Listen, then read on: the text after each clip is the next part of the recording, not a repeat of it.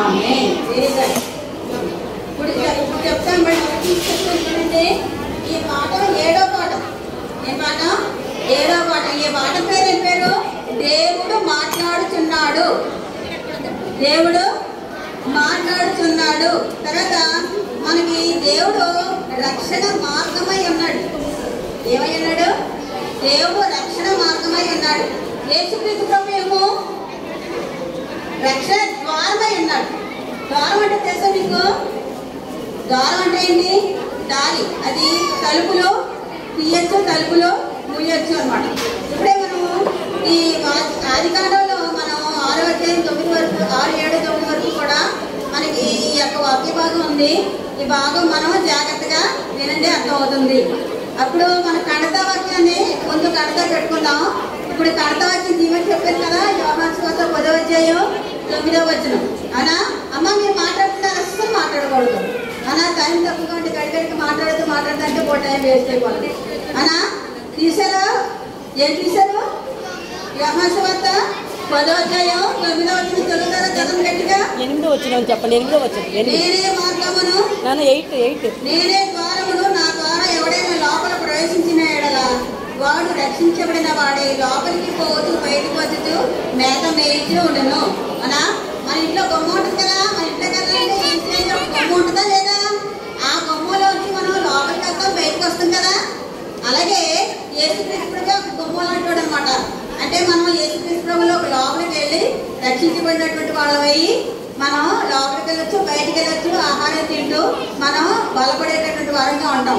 ఇదే వాక్యం. ఓసారి గట్టిగా చదవండి అందరూ కూడాను. నేను చెప్తాను, ఇది కంతా పెట్టేసినాక తిరిగి అప్పు చెప్పండి. నేనే ద్వారమును,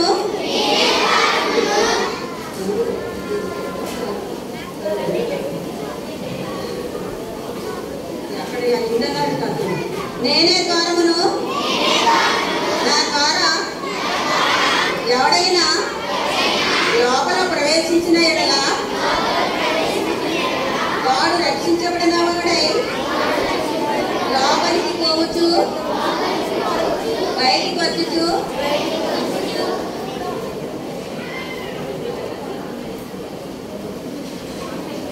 మేత మేయిచుండును. లోపలికి వస్తూ బయటకు పోవచ్చేటటువంటి మార్గం ఎవరై ఉన్నారు? యేసుక్రీస్తు ప్రభువై ఉన్నారు. నిన్న 6వ పాఠంలో మనం ఏం నేర్చుకున్నాం? తప్పిపోయినటువంటి దాని గురించి ఒక పదాన్ని నేర్చుకున్నాం కదా. తప్పిపోయింది, తర్వాత అది నశించింది అనే మాట గురించి నిన్న మనం చెప్పుకోవడం జరిగింది. తప్పిపోయింది, నశించింది, అది 6వ పాఠం. ఇప్పుడు 7వ పాఠంలో మనం నేర్చుకునేటటువంటి పదం ఏంటంటే రక్షించబడినటువంటి వాడు. ఎవరు? రక్షించబడినటువంటి వాడు. ఈ రక్షణ అనేటటువంటిది అందరికీ కావాలి. రక్షించబడినటువంటి వారిని మనం చూసుకోవాలి. ఈ ద్వారం అనేటువంటి యేసుక్రీస్తు ప్రభుని మనం మన స్వంత రక్షకునిగా మనం అంగీకరించినట్లయితే మనం రక్షించబడతాం. యేసుక్రీస్తు ప్రభుని నా దేవుడు, నా ప్రభు నా నిమిత్తము మరణించారు, తిరిగి రానున్నారు అనేటటువంటి నమ్మకాన్ని మన హృదయంలో పెట్టుకున్నట్టయితే మనం రక్షించబడతాం అన్నమాట. దానే విశ్వాసం అని చెప్పేసి అంటారన్నమాట. కాబట్టి యేసుక్రీస్తు ప్రభు చెప్పినటువంటి ఆ మాటల్ని మనం అనుసరించినట్లయితే మనం రక్షణ కలిగి ఉంటామట. యేసుక్రీస్తు ప్రభు ఏం చేశారు? సిలువలో మరి మన సిలువలో చూసారా? యేసుక్రీస్తు ప్రభు సిలువలో బలి అయి తన రక్తం అంతా కూడా కాల్చేసి మన నిమిత్తము రక్షణ కార్యాన్ని చేసినటువంటి వారుగా ఉన్నారు. కాబట్టి యేసుక్రీస్తు ప్రభు మరణించి తిరిగి లేచినటువంటి వాడు. అదే పునరుత్థానం అంటారు. ఆయన మరణించి తిరిగి లేచారు కాబట్టి మనల్ని కూడా జీవింపజేస్తారు అన్నమాట. ఆయనని మనం నమ్ముతున్నట్లయితే మనల్ని కూడా జీవించేస్తారు. తర్వాత చూడండి, మన ఇళ్లలో ఇదివరకు అయితే ఎక్కువ మంది జనాభా ఉండేవాడు. ఎవరో తాతగారు, మా అమ్మగారు, పెద్దనాన్న, చిన్నాన్న అన్న వీళ్ళందరూ కూడా ఉండేవాళ్ళు. ఇప్పుడైతే కుటుంబాలు చిన్నవి అయిపోయినాయి. కానీ మొట్టమొదటి కుటుంబం ఏంటి? ఆదాము హవ్వలు కదా. మొట్టమొదటి దేవుడు ఎవరు తయారు చేశారు? ఆదాము హవ్వలు తయారు చేశారు. వాళ్ళకి పుట్టినటువంటి జనాభా ఒకరి తర్వాత ఒకళ్ళు అలా వస్తూ వస్తూ వస్తూ ఇలాగా వాళ్ళ సంతానం వచ్చిందనమాట. అంటే ఈ సంతానం ఎలాంటిది? ఆదాము హవ్వలకి పిల్లలు, వాళ్ళ పిల్లలు, మనవలు, ముని మనములు అలాగయ్యి ఇప్పుడు ఆదాము యొక్క సంతానం నివసిస్తుంది అనమాట. అయితే వీళ్ళు మొదట ఉండేటట్టు జనాభా వందల సంవత్సరాలు బతికేవాళ్ళు. ఇప్పుడైతే 70 సంవత్సరాలు, బాగా బాగున్నవాడైతే 80 సంవత్సరాలు బతుకుతున్నాడు. కానీ ఇది వరకు 600 సంవత్సరాలు, 500 సంవత్సరాలు అలా బతికారు. చూసారా మీరు? ఎవరైనా కలిసి గట్టిగా 100 సంవత్సరాలు బతికిన వాళ్ళు ఎవరైనా కనబడుతున్నారు ఇప్పుడు? లేదనమాట. ఒక ఆయన ఉన్నారు, మెతూషెల అనేటటువంటి ఆయన. పేరే పేరు మెతూషెల అనండి. ఇతనికి ఎంత వయసు తెలుసా? 969 సంవత్సరాలు. ఎన్ని సంవత్సరాలు? 969 సంవత్సరాలు బతికాడు. అది అందరికీ చాలా వృద్ధుడైనటువంటి వాడు అనమాట. అయితే ఏం చేశారంటే ఈ దేవునికి ఆదామవ్వలు పుట్టిన బిడ్డల్లో దేవుడు చెప్పినటువంటి మాటలు విని కొంతమంది దేవుని యొక్క మార్గాన్ని అనుసరిస్తూ మంచిగా వాడి ఎదుటోళ్ళకి మేలు చేస్తూ తల్లిదండ్రుల మాట వింటూ మంచిగా దేవుని యొక్క ఆజ్ఞలు పాటిస్తూ జీవిస్తూ ఉన్న వాళ్ళు ఉన్నారన్నమాట. అయితే దేవుని భయం కలిగినటువంటి వాళ్ళు కొందరు ఉన్నారన్నమాట. అయితే మరి కొంతమంది ఎటువంటి వాళ్ళు ఉన్నారంటే వాళ్ళ తల్లిదండ్రుల యొక్క మాట వినకుండా వాళ్ళకు ఏంటంటే ఏమీ విధేయత చూపించకుండా వాళ్ళు దేవుడు అంటే తెలియకుండా ఉండటం వల్ల వారి పాపం చేయడానికి అలవాటు అయిపోయినటువంటి వాళ్ళు.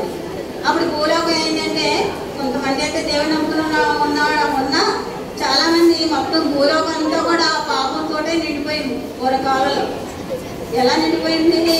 దొంగతనం, అబద్ధము, మోసం, అనా ఈ చెడ్డపనులు తెలుసు కదా మీకు. ఆ చెడ్డపనులన్నీ కూడా చేసేసి అందరూ కూడా జనాభా అంతా కూడా పాడైపోయినటువంటి వారిగా ఉన్నారు. ఎంత చెప్పినా దేవుడు ఇలా చెప్పాడు కదా, అబద్ధం ఆడుకోవడం చెప్పాడు కదా అని చెప్తే ఎవరో కూడా లక్ష్య పెట్టేటటువంటి వాళ్ళుగా లేరు. అందుకని మరి అలాంటి పాపాత్మలు చేస్తూ ఉండిపోతుంటే అందరూ పాపాత్మలు అయిపోతుంటే పాపాత్మలకి దేవుడు ఉంటాడా? దేవుడుగా ఉంటాడు ఆయన. కాబట్టి దేవుడికి అనిపించిందంటే ఈ పాపాత్ములైనటువంటి మనుషులందరినీ కూడా అనవసరంగా చేసి నేను ఇలా చేయటం వల్ల సంతాపపడుతున్నానని చెప్పి వసంతాన్ని చూస్తే లేటవుతుంది కాబట్టి వాళ్ళగా చెప్పేస్తున్నాను. కాబట్టి నేను వీళ్ళందరినీ కూడా నశింపు చేసేస్తాను. ఈ పాపాత్ములందరినీ కూడా ఏం చేస్తాను? నశింపు చేసేస్తాను. నేను బాగా వరదలు రప్పించేస్తాను అనా. వరదలు మీకు వర్షం చేస్తేనా వాన వల్లప్ప ఏదో కలిసి తిరుగుతారు కదా, అటువంటి ఆడుకునేటటువంటి వర్షం కాదు. ఆ వర్షం ఎటువంటిదంటే ఆకాశపు తూములు, ఆకాశపు జలాలు, ఓటలు ఉన్నాయి. అడగ భూమి ఓటలు అంటే చాలా వాటర్, చాలా ఎక్కువ నీరు అనమాట. ఆ నీరంతా నేను భూమి పంపించేస్తాను. బాగా పైనుంచి వర్షం పుట్టేసి కింద నుంచి నీళ్ళు వచ్చేసి కాబట్టి మొత్తం జనాభాతో కూడా భూమి మీద ఉండేటటువంటి ఈ యొక్క జంతువులు ఇవన్నీ మొత్తం జంతువులన్నీ కూడా చనిపోనిస్తాను అని చెప్పేసి అనుకున్నారు. అనుకుని చూసేటప్పుడు అక్కడ ఒక ఆయన ఆ తిరుమలలో నీతిమంతుడిగా ఒక నోవహు అనేటటువంటి ఆయన ఉన్నారు. ఎవరో ఆయన పేరేం పేరు?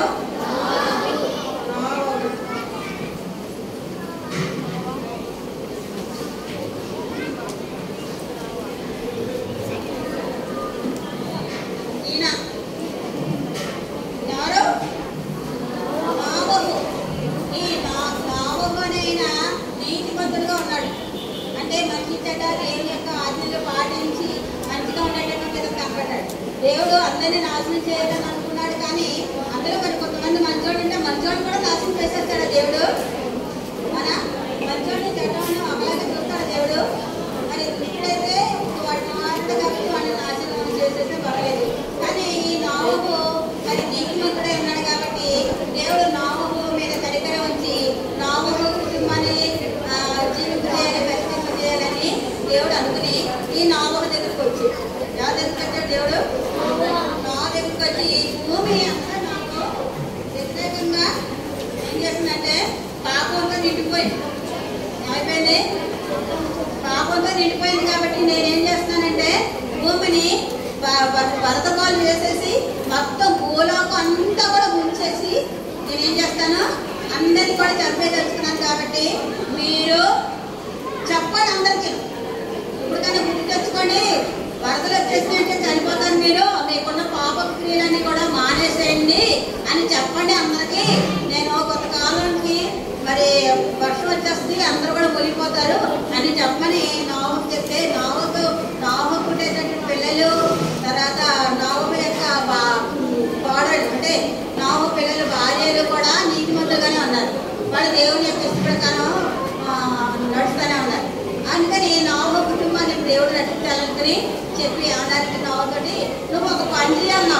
ఏం పని చేయాలంటే ఒక ఓడని నువ్వు తయారు చేయాలి. దేని తయారు చేయాలి? ఒక ఓడని తయారు చేయాలి. ఆ ఓడ యొక్క మరి ఆ ఓడలో నువ్వు దాన్ని కుటుంబం తర్వాత మరి ఈ యొక్క జంతువులు ఉన్నాయి కదా, ఆ జంతువుల్లో ఆడదొకటి మగదొకటి అలాగే కొన్ని జంతువుల్లో కొన్ని జీవుల్లో జీవుల్లో 7 పెండులు 7 కోతులు. కోతులు అంటే మగ, పెండులు అంటే ఆడ. కాబట్టి 7 పెండులు 7 కోతులు చొప్పున మీరు లోపలికి తీసుకుని రావాలి. కాబట్టి మీరు ఈ వాడని 6 కొండ మీద తయారు చేయాలి అని చెప్పేసి చెప్తే అప్పుడు ఏమన్నారు? దేంతో తయారు చేయాలంటే ఈ వాడిని చితిస్థారకపు మ్రానుతో తయారు చేయాలి. దేంతో? ఈ చితిస్థారకపు మ్రాను అనేటటువంటి చెట్లు నరికి దాంతో పెద్ద ఓడని తయారు చేయాలని చెప్పేసి దేవుడు అనుకున్నాడు. ఆ ఓడ కొలతలో చెప్పాడు. ఓడ కొలత 300 మూల పొడవు ఉండాలి. పొడవు ఎంత ఉండాలి? 300 మూల ఉండాలి. వెడల్పేమో 50 మూల ఉండాలి. ఎత్తు 30 మూలలు ఉండాలి. అంత పెద్ద ఓడ, చాలా పెద్ద ఓడ అనమాట. దాన్ని తయారు చేయాలి. కిటికీని ఒక మూల కింద నుంచి పైకి ఉండేలా చేసి దాని ప్రక్కన కలుపుకుంచి దానిని తయారు చేయాలి. 3 అంతస్తులు కలిగినటువంటి దానిగా గోడని తయారు చేయాలి. అలా గోడని ఎన్ని అంతస్తులు తయారు చేయాలి? 3 అంతస్తులుగా తయారు చేయాలి అని చెప్పేసి అనేటప్పటికీ ఇతను ఉదయమయ్యి ఆ మానులు నరికి, చిత్తారక సుమరాలను నరికి తను తన బిడ్డలు కూడా రోజు పగలు రాత్రి కూడా పేద ఈ ఓడని తయారు చేయడానికి వాళ్ళు రాత్రి పగలు కూడా అక్కడ ఓడని తయారు చేస్తారు. చెక్క ఇటువంటివన్నీ చేస్తే ఆ శబ్దానికి అప్పుడప్పుడు కూడా వచ్చి ఏంటి చేస్తున్నావు అని చెప్పేసి అంటే నేను చెప్పాను కదా పెద్ద ఓడ తయారు చేస్తున్నాను, దేవుడు మొత్తం అంతా ముంచేస్తానన్నాడు. మీ బుద్ధి తెచ్చుకుని మీ పాపాలు మానేసి మీరు కూడా ఓడకు వస్తారా? వచ్చినట్టయితే నీటిలో మీరు మునిగిపోకుండా చక్కగా మీకు రావడం కాపాడబడుతుంది. నా మాటనండి దేవుడు మీతో చెప్పన్నాడు.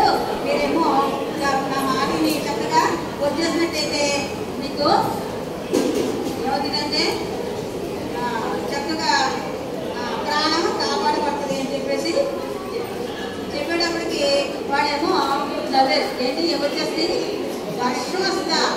వర్షం ఏంటి అసలు ఎప్పుడైనా చూసామా? వర్షం అనేది ఏనాడైనా చూసామా? పైన నుంచి ఏమన్నా వర్షం చూసామా? ఇలాంటి మాటలు చెప్పి మేము ఎందుకు నమ్ముతాం? మేము నమ్మం అని చెప్పేసి ఎవరు కూడా నమ్మలేదు, సిద్ధపడలేదు. వాళ్ళ పాపాలు వాళ్ళు చేసుకునే ఉన్నారు. రోజు అలాగా చెప్తానే వచ్చి ప్రతిరోజు కూడా చెప్తానే వచ్చి 120 సంవత్సరాలు చెప్పేది. 5 సంవత్సరాలు అవునా? మరి ఒక చెప్పిన మాట ఏమకపోతే ఎలా ఉంటుంది? 1 సంవత్సరాలే 2 సంవత్సరాల 120 సంవత్సరాలు ఆ ఓడని నిర్మించేంత వరకు చెప్తానే వచ్చేది. చెప్తూ వస్తుంటే ఈడేమో అపహాస్యం చేస్తున్నారు. ఆ ఓడంట కొండ మీద కట్టాడంట. వర్షానికేమో కొండ మీద చెప్తా ఎవరైనా పళ్ళు కట్టుకుంటాడో వాడే కింద కట్టుకుంటాడు. కానీ నేనేమో అన్ని ఇలాంటి తిక్క మాట్లాడుతున్నాడు. ముసలాడు చేరస్తూ ముసలాడు అని చెప్పేసి పెట్టాడు. రోజు వచ్చి చూడటం, ఏదో మాట అనడం, బాధ కట్టడం అలా చేసేవాడు. కానీ వాళ్ళు మాత్రం మార్పు చెందలేనటువంటి పరిస్థితిలో ఉన్నారు. ఉండేటప్పటికి ఇంకా దేవుడు ఏం చేశాడంటే వాడ తయారైపోయిన తర్వాత ఒక అద్భుతం చేశాడు. ఏంటంటే ఒకటే మార్గం ఉంటాను. దేనికి? వాడికి దారి ఒక్కటే పెట్టమన్నాడు. అందులోకి ఈ యొక్క భూమి మీద ఉండేటటువంటి జంతువులు నడవని ఒకటే దారి అనేటటువంటి మాట నాకు ఏం గుర్తొస్తుంది? యేసుక్రీస్తు ప్రభు గుర్తుకొస్తున్నారు. మన రక్షణకి ఎవరి దారి? యేసుక్రీస్తు ప్రభు ఒకటే దారి. చాలా దారులు చెబుతారు, చాలా దారులు అనుకుంటున్నారు. కానీ ఆ దారులు గుండా దొంగ దారి కింద మనం ప్రయాణం చేస్తే చివరికి మిగిలేటటువంటిది ఏంటంటే నరకం, ఆరని అగ్ని. కాబట్టి అగ్నిలోకి వెళ్ళిపోయేటటువంటి దారులు చాలా బాగున్నాయి. పైకి మరి చక్కగానే కనబడితే చివరికి తీసుకెళ్ళేది నరకం. అందుకని అన్ని మాటలు మనం వినకూడదు. ఏ మాట వినాలి? ఏసే మార్గం. అనా యేసుక్రీస్తు చనిపోయాడు కానీ చాలా మంది చనిపోయారా? అనా మీకు తెలుసా? యేసుక్రీస్తు సిలువేయబడినట్టుగా ఎంతమంది సిలువేయబడ్డారు? ఇంకేమైనా సిలువేయబడ్డారా? దొంగలు సిలువేయబడ్డారు కానీ వాడు తిరిగి లేచారా? కొరత్నాలు అయ్యారా? కాదు కదా. అలాగా యేసుక్రీస్తు ఒక్కరే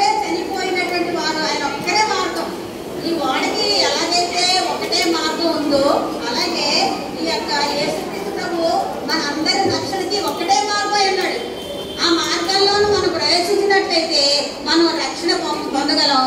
ఆ మార్గాన్ని మనం ప్రవేశించకపోతే అంటే ఎలా ప్రవేశిస్తాం? దారిలో ప్రవేశించాలంటే యేసుక్రీస్తు ప్రభువే మా రక్షకుడు అనేటటువంటిది. మా నిమిత్తము ఆయన చనిపోయి తిరిగి లేచారు. మా నిమిత్తము ఆయన కొరడా దెబ్బలు తిన్నారు, చేతిలో కాళ్ళలో గాయాలు, లేక మేకలు కొట్టిస్తున్నారు, తలలో ముళ్ళ కీయటము, మరి పక్కలో బల్లెట్టుకోళ్ళు, ఇవన్నీ భరించి ఆయన చనిపోయి సమాధి చేయబడి తిరిగి లేచి ఆయన పునరుద్ధరణై తిరిగి రానున్నాడు.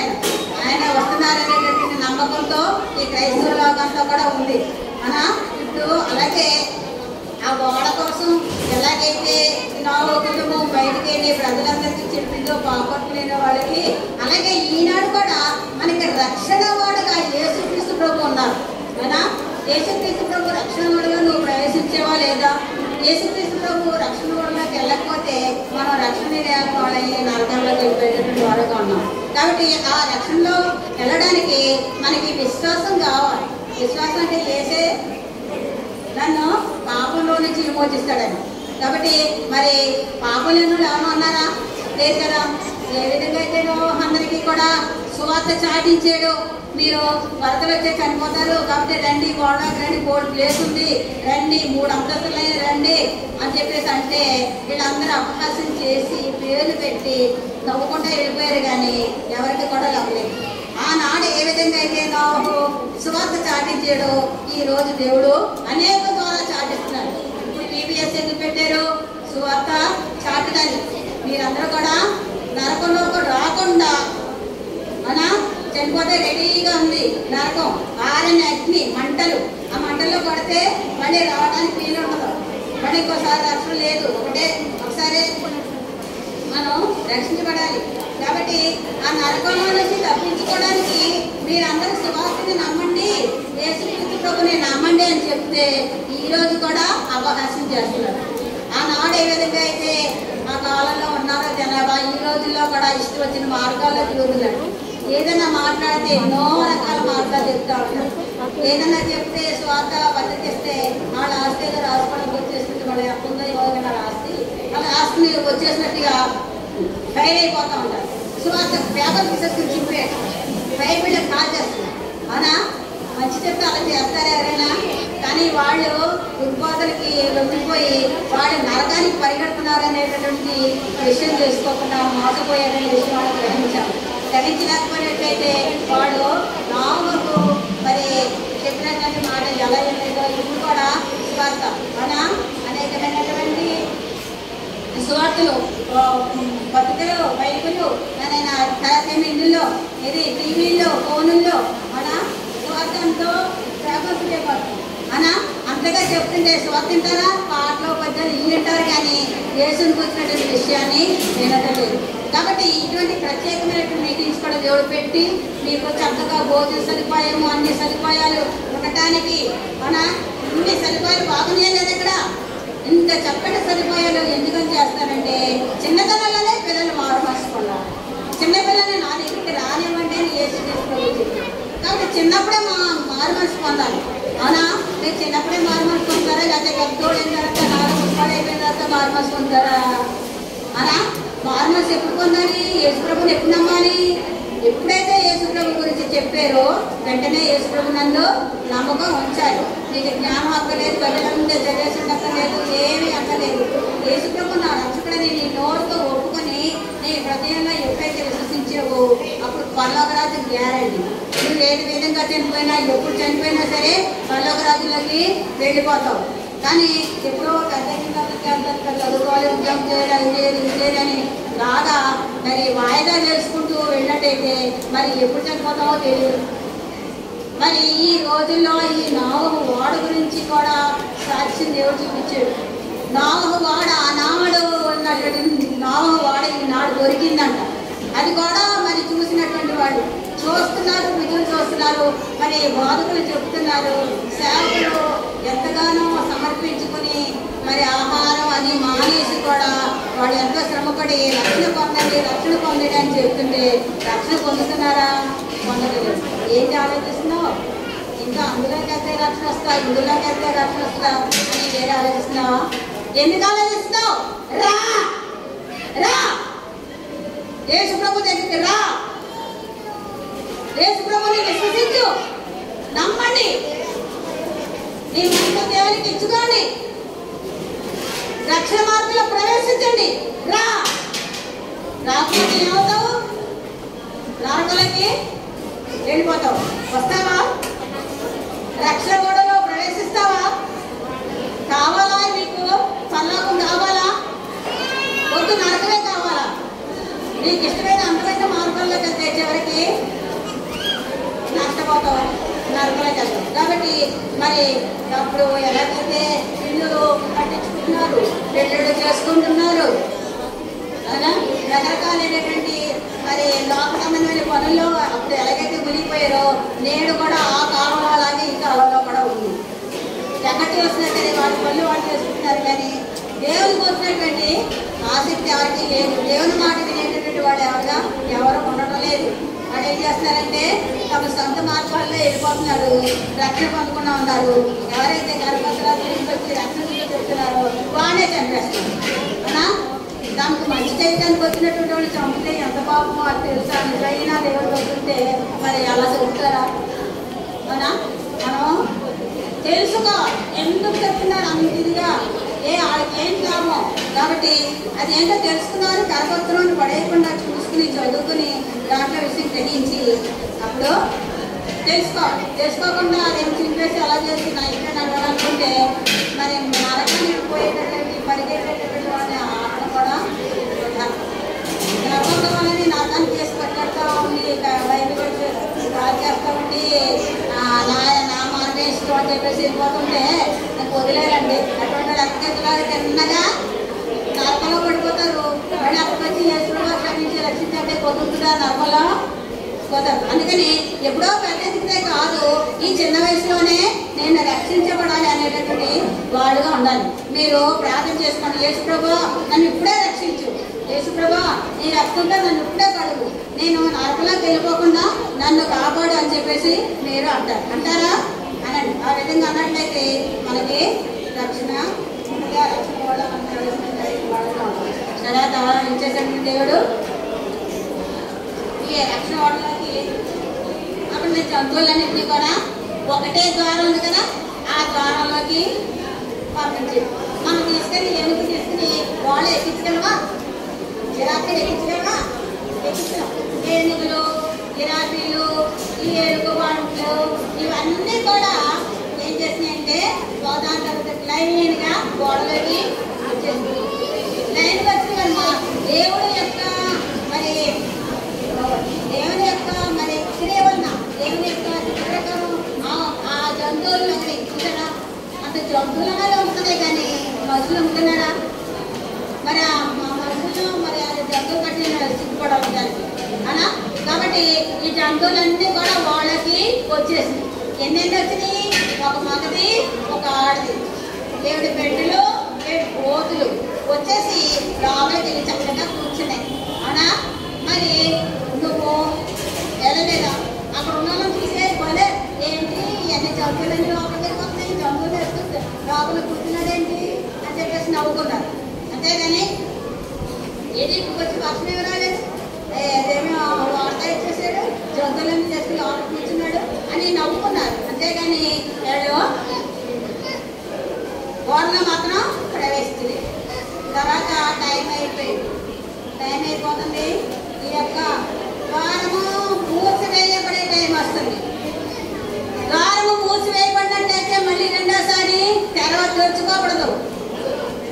2024వ సంవత్సరం, ఈ సంవత్సరం ఇది.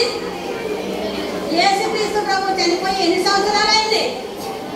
ఇన్ని సంవత్సరాలు బట్టి సువార్త చాటించి పూర్వకాలంలో అయితే తన యొక్క సేవకులు, తన యొక్క న్యాయాధిపతులు, తన యొక్క రకరకాలైనటువంటి వాడిని దేవుడి రప్పించి సేవ యొక్క సువార్తని చాటించాడు. యేసుక్రీస్తు ప్రభు వస్తారు, నమ్మండి. ఈనాడైతే యేసుక్రీస్తు ప్రభు వచ్చారు, ఆయన చనిపోయారు, తిరిగి లేచారు, మళ్ళీ వస్తానని ఆయన నోటుతో చెప్పి వాళ్ళకి కలపడి వెళ్ళిపోయినా మన వాళ్ళకి విశ్వాసం రావటం లేదు. ఇన్ని సంవత్సరాలు అయిపోయింది, 2024 సంవత్సరాలు అయిపోయింది, సరిపోదా టైము? ఇంకా కావాలా?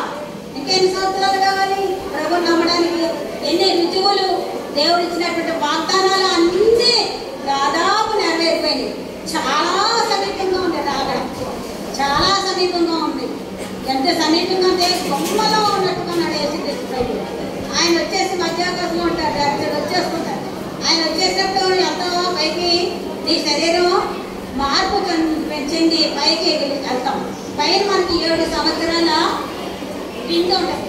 కింద నమ్మకుండా ఉండిపోయిన వాళ్ళు ఉంటారనుకో, వాళ్ళకి 7 సంవత్సరాల నానా కష్టాలు ఉంటాయి.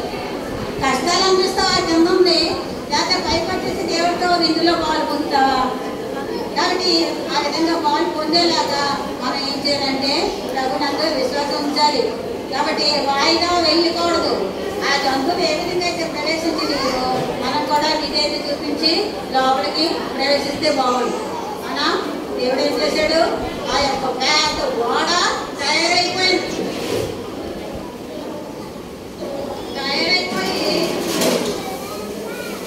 అదిగో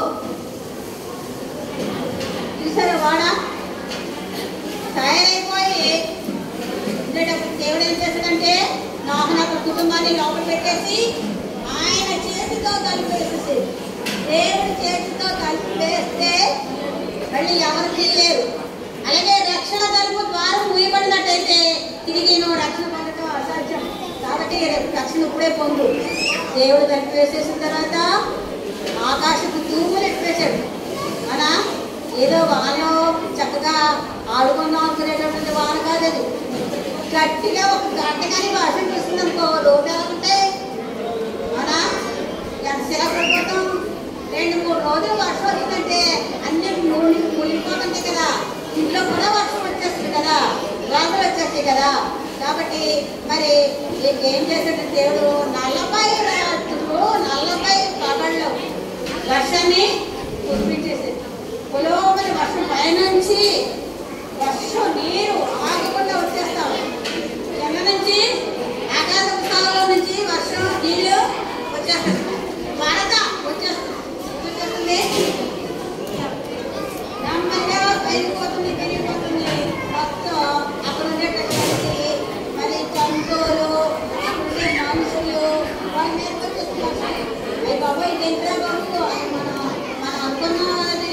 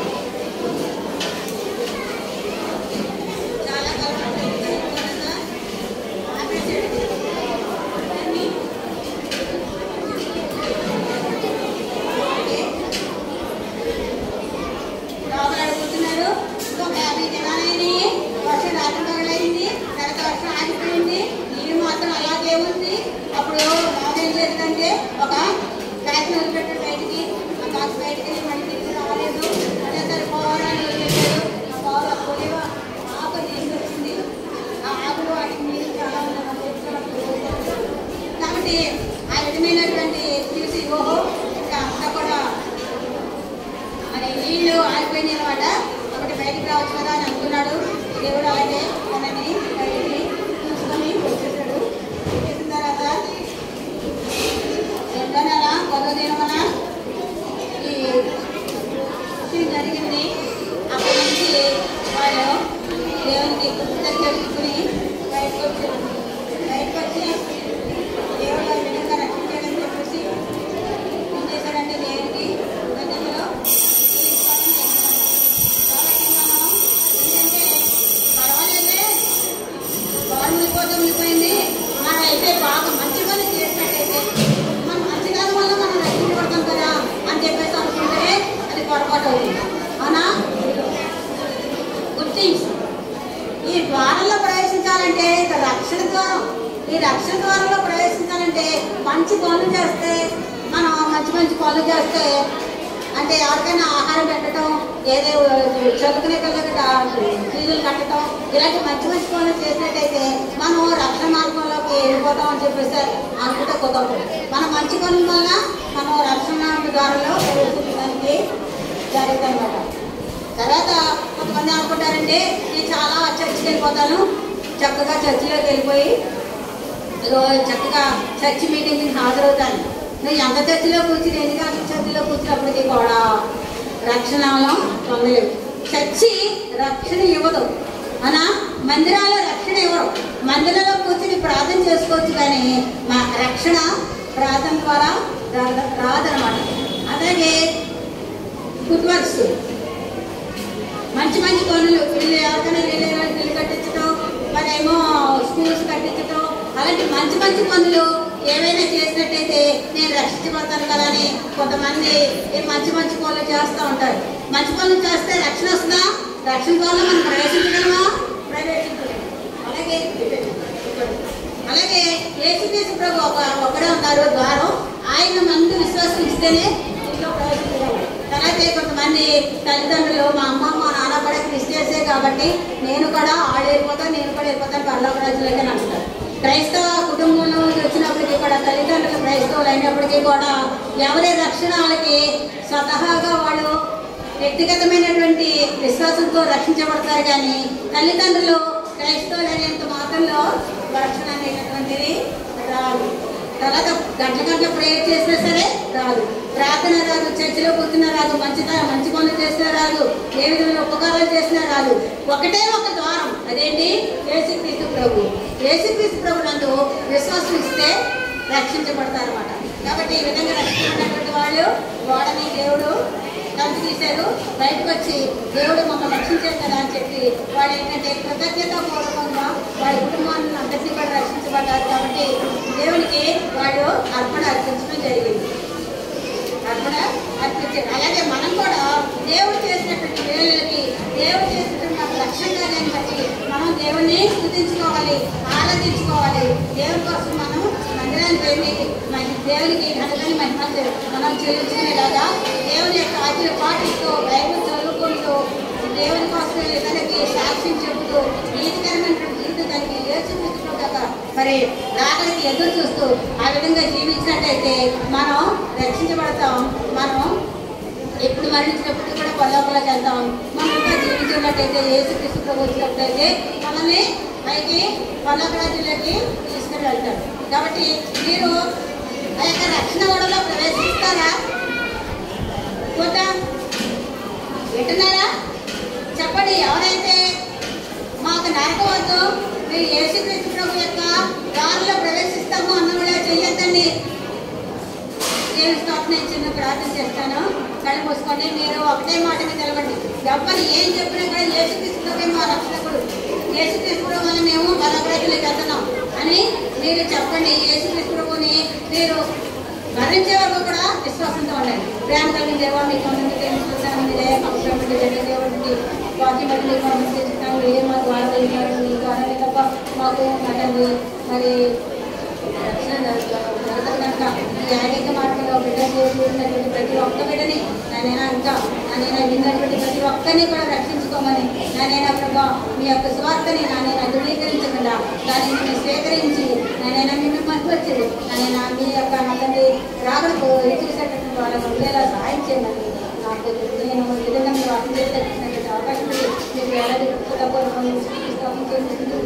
మీరు చేసినటువంటి సహాయం మాకు ఏ రక్షణ ఏ పాటు వచ్చి కదా ఏ పట్టణం తీసుకు ఆలోచించి వెళ్తాదండి ఆమె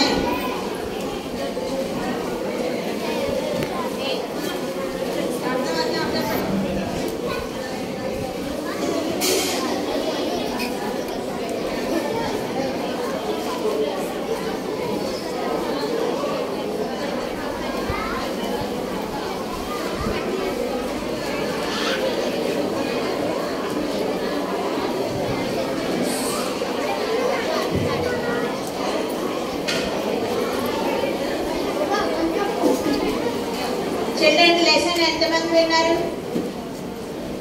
ఎవరు వినలేదు, మేము చూసాం. మీరు అబద్ధం ఆడుతున్నారు కదా, దేశ మందిరంలో అన్నం తింటున్నారా మీరు? ఎంతమంది తింటున్నారు? ఇప్పుడు ఎంతమంది అబద్ధం ఆడారు? అబద్ధం ఆడచ్చా? ఆంటీ లెసన్ చెప్తున్నారు, మీ పని మీదే. ఇక్కడ ఎవరు ఉంటారో తెలుసా? దేశే ఉంటారు. ఎవరు మిమ్మల్ని చూడక్కర్లేదు. గొర్రెలు పోవు ద్వారం నేనే, గొర్రెలు పోవు ద్వారం నేనే. Sit straight. ఎవరైతే చెప్పింది? Sit straight. Hold your hands. Look at me. Say after me. గొర్రెలు పోవు ద్వారమున నేనే. యోహాను 8. గొర్రెలు పోవు ద్వారమున నేనే. యోహాను 10:8. బాయ్స్ చెప్పండి అందరూ కలిసి. ఈ రోజు ఎవరికి లంచ్ ఉండదు కేజీ వాళ్ళకి. నోరు ఎప్పట్లేదు కదా, అక్కడ చెప్తాం 150 మెంబర్స్కి రైస్ తగ్గించండి అక్కడ. కేజీ వాళ్ళకి ఎవరికి పెట్టదు. అక్కలు చెప్పాను గొర్రెలు పోవు ద్వారమున. అరవద్దు, నేను అరుస్తున్నానా? గొర్రెలు పోవు ద్వారమున నేనే. యోహాను 10:8. బాయ్స్ అందరూ కలిసి నెమ్మదిగా చెప్పాలి. అందరు చెప్పాలి.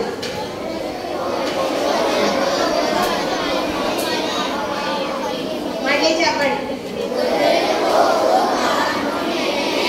యోహాను 10:8.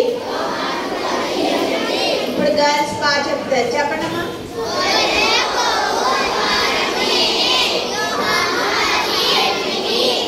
ఏ రిజల్ట్ చూసినా బాలికల్లే పై చెయ్యి అని వస్తుంది న్యూస్లో. ఇప్పుడు కూడా అదే జరిగింది. బాయ్స్కి ఎందుకంట చెప్పండి. ఇప్పుడు వాళ్ళకంటే బాగా గుడ్ చిల్డ్రన్.